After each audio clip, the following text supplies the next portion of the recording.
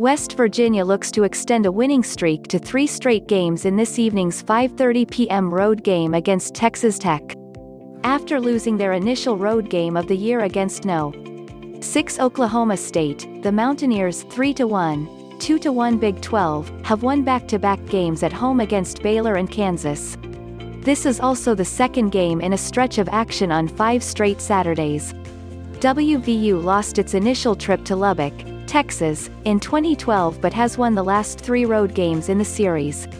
Texas Tech, meanwhile, opened its season with a 2-point win against an FCS school, collapsed late in regulation and lost in overtime against Texas and dropped the 2 games after that to ranked Kansas State and Iowa State.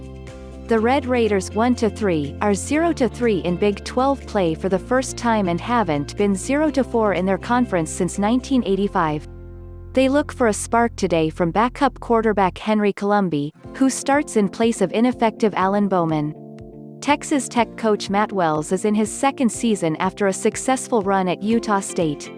He's 8-2 following an open weekend, and the losses deserve an explanation. One was to Oklahoma last season. One was to Texas this season. WVU counters Colombi with the No. 1 defense in the country in yards allowed per game and per play, and a group that ranks in the top 10 for scoring, passing, rushing, red zone and third down defense.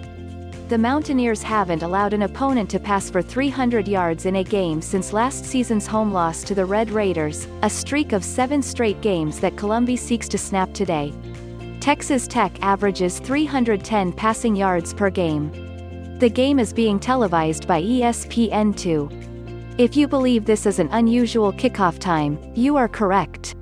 Texas Tech hasn't kicked off at home at 4:30 p.m. Central Standard Time since 2006. That was a non-conference game against current Big 12 member TCU, and the game was televised by the Outdoor Life Network. Pregame No lineup changes as it relates to the 2 deep.